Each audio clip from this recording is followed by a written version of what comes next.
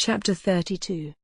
One day when I was busy with my books and Mr. Pocket, I received a note by the post, the mere outside of which threw me into a great flutter, for, though I had never seen the handwriting in which it was addressed, I divined whose hand it was. It had no set beginning, as Dear Mr. Pip, or Dear Pip, or Dear Sir, or Dear anything, but ran thus, I am to come to London the day after tomorrow by the midday coach. I believe it was settled you should meet me? At all events Miss Havisham has that impression, and I write in obedience to it. She sends you her regard. Yours, Estella. If there had been time, I should probably have ordered several suits of clothes for this occasion. But as there was not, I was fain to be content with those I had. My appetite vanished instantly, and I knew no peace or rest until the day arrived. Not that its arrival brought me either. For, then I was worse than ever, and began haunting the coach office in Wood Street, Cheapside, before the coach had left the Blue Boar in our town. For all that I knew this perfectly well, I still felt as if it were not safe to let the coach office be out of my sight longer than 5 minutes at a time. And in this condition of unreason I had performed the first half hour of a watch of 4 or 5 hours, when Wemmick ran against me. "Hulloa, Mr. Pip," said he, "how do you do? I should hardly have thought this was your beat." I explained that I was waiting to meet somebody who was coming up by coach, and I inquired after the castle and the aged. "Both flourishing, thank I," said Wemmick, "and particularly the aged. He's in wonderful feather. He'll be 82 next birthday. I have a notion of firing 82 times, if the neighborhood shouldn't complain, and that cannon of mine should prove equal to the pressure. However, this is not London talk. Where do you think I am going to?" "To the office?" said I, for he was tending in that direction. "Next thing to it," returned Wemmick, "I am going to Newgate. We are in a banker's parcel case just at present, and I have been down the road taking a squint at the scene of action, and thereupon must have a word or two with our client." "Did your client commit the robbery?" I asked. "Bless your soul and body, no," answered Wemmick, very dryly. "But he is accused of it. So might you or I be. Either of us might be accused of it, you know." "Only neither of us is," I remarked. "Yeah," said Wemmick, touching me on the breast with his forefinger. "You're a deep one, Mr. Pip. Would you like to have a look at Newgate? Have you time to spare?" I had so much time to spare, that the proposal came as a relief, notwithstanding its irreconcilability with my latent desire to keep my eye on the coach office. Muttering that I would make the inquiry whether I had time to walk with him, I went into the office, and ascertained from the clerk with the nicest precision and much to the trying of his temper, the earliest moment at which the coach could be expected, which I knew beforehand, quite as well as he. I then rejoined Mr. Wemmick, and affecting to consult my watch, and to be surprised by the information I had received, accepted his offer. We were at Newgate in a few minutes, and we passed through the lodge where some fetters were hanging up on the bare walls among the prison rules, into the interior of the jail. At that time jails were much neglected, and the period of exaggerated reaction consequent on all public wrongdoing, and which is always its heaviest and longest punishment, was still far off.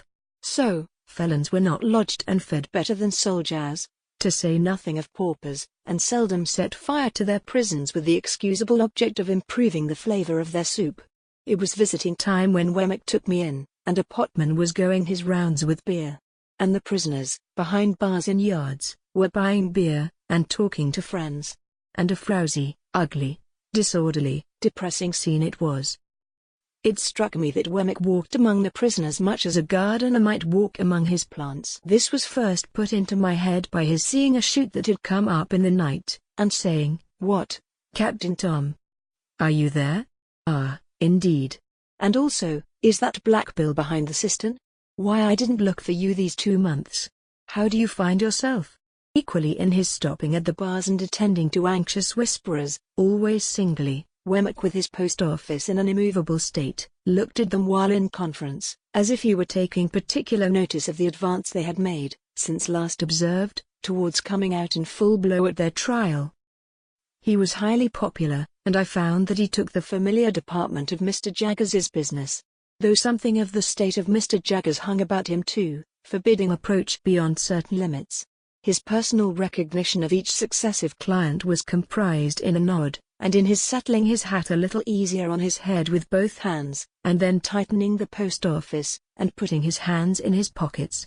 In one or two instances there was a difficulty respecting the raising of fees, and then Mr. Wemmick, backing as far as possible from the insufficient money produced, said, "It's no use, my boy. I'm only a subordinate. I can't take it. Don't go on in that way with a subordinate. If you are unable to make up your quantum, my boy, you had better address yourself to a principal. There are plenty of principals in the profession, you know, and what is not worth the while of one, may be worth the while of another. That's my recommendation to you, speaking as a subordinate. Don't try on useless measures. Why should you? Now, who's next?" Thus, we walked through Wemmick's greenhouse, until he turned to me and said, "Notice the man I shall shake hands with." I should have done so, without the preparation, as he had shaken hands with no one yet. Almost as soon as he had spoken, a portly upright man, whom I can see now, as I write, in a well-worn olive-colored frock-coat, with a peculiar pallor overspreading the red in his complexion, and eyes that went wandering about when he tried to fix them, came up to a corner of the bars, and put his hand to his hat, which had a greasy and fatty surface like cold broth, with a half-serious and half-jocose military salute. "Colonel, to you," said Wemmick. "How are you, Colonel?" "All right, Mr. Wemmick." "Everything was done that could be done, but the evidence was too strong for us, Colonel." "Yes, it was too strong, sir, but I don't care." "No, no," said Wemmick, coolly, "you don't care." Then, turning to me, "Served His Majesty this man. Was a soldier in the line and bought his discharge." I said, "Indeed?"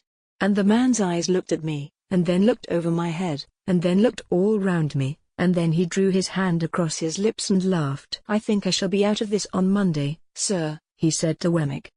"Perhaps," returned my friend, "but there's no knowing." "I am glad to have the chance of bidding you goodbye, Mr. Wemmick," said the man, stretching out his hand between two bars.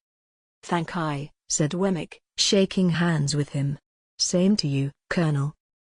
"If what I had upon me when taken had been real, Mr. Wemmick," said the man, unwilling to let his hand go, "I should have asked the favor of your wearing another ring in acknowledgment of your attentions." "I'll accept the will for the deed," said Wemmick. "By the by, you were quite a pigeon fancier." The man looked up at the sky. "I am told you had a remarkable breed of tumblers. Could you commission any friend of yours to bring me a pair, if you've no further use for 'em?" "It shall be done, sir." "All right," said Wemmick. "They shall be taken care of. Good afternoon, Colonel." "Goodbye." They shook hands again, and as we walked away Wemmick said to me, "A coiner, a very good workman. The recorder's report is made today, and he is sure to be executed on Monday. Still, you see, as far as it goes, a pair of pigeons are portable property all the same." With that, he looked back, and nodded at this dead plant, and then cast his eyes about him in walking out of the yard, as if he were considering what other pot would go best in its place. As we came out of the prison through the lodge, I found that the great importance of my guardian was appreciated by the turnkeys, no less than by those whom they held in charge. "Well, Mr. Wemmick," said the turnkey, who kept us between the two studded and spiked lodge gates, and who carefully locked one before he unlocked the other, "what's Mr. Jaggers going to do with that waterside murder? Is he going to make it manslaughter, or what's he going to make of it?" "Why don't you ask him?" returned Wemmick. "Oh yes, I dare say," said the turnkey. "Now, that's the way with them here, Mr. Pip," remarked Wemmick, turning to me with his post office elongated. "They don't mind what they ask of me, the subordinate. But you'll never catch 'em asking any questions of my principal."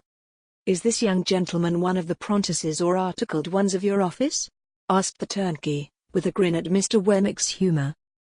"There he goes again, you see," cried Wemmick. "I told you so. Asks another question of the subordinate before his first is dry. Well, supposing Mr. Pip is one of them?" "Why then," said the turnkey, grinning again, "he knows what Mr. Jaggers is." "Yeah," cried Wemmick, suddenly hitting out at the turnkey in a facetious way, "you're dumb as one of your own keys when you have to do with my principal. You know you are. Let us out, you old fox." or I'll get him to bring an action against you for false imprisonment." The turnkey laughed, and gave us good day, and stood laughing at us over the spikes of the wicket when we descended the steps into the street. "Mind you, Mr. Pip," said Wemmick, gravely in my ear, as he took my arm to be more confidential, "I don't know that Mr. Jaggers does a better thing than the way in which he keeps himself so high. He's always so high. His constant height is of a piece with his immense abilities. That Colonel durst no more take leave of him, than that turnkey durst ask him his intentions respecting a case. Then, between his height and them, he slips in his subordinate, don't you see? And so he has him, soul and body." I was very much impressed, and not for the first time, by my guardian's subtlety.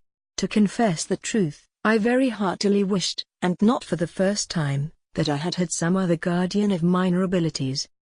Mr. Wemmick and I parted at the office in Little Britain, where suppliants for Mr. Jaggers's notice were lingering about as usual, and I returned to my watch in the street of the coach office, with some 3 hours on hand. I consumed the whole time in thinking how strange it was that I should be encompassed by all this taint of prison and crime, that, in my childhood out on our lonely marshes on a winter evening, I should have first encountered it, that it should have reappeared on 2 occasions, starting out like a stain that was faded but not gone, that it should in this new way pervade my fortune and advancement. While my mind was thus engaged, I thought of the beautiful young Estella, proud and refined, coming towards me, and I thought with absolute abhorrence of the contrast between the jail and her. I wished that Wemmick had not met me, or that I had not yielded to him and gone with him, so that, of all days in the year on this day, I might not have had Newgate in my breath and on my clothes. I beat the prison dust off my feet as I sauntered to and fro, and I shook it out of my dress, and I exhaled its air from my lungs. So contaminated did I feel, remembering who was coming, that the coach came quickly after all, and I was not yet free from the soiling consciousness of Mr. Wemmick's conservatory, when I saw her face at the coach window and her hand waving to me. What was the nameless shadow which again in that one instant had passed,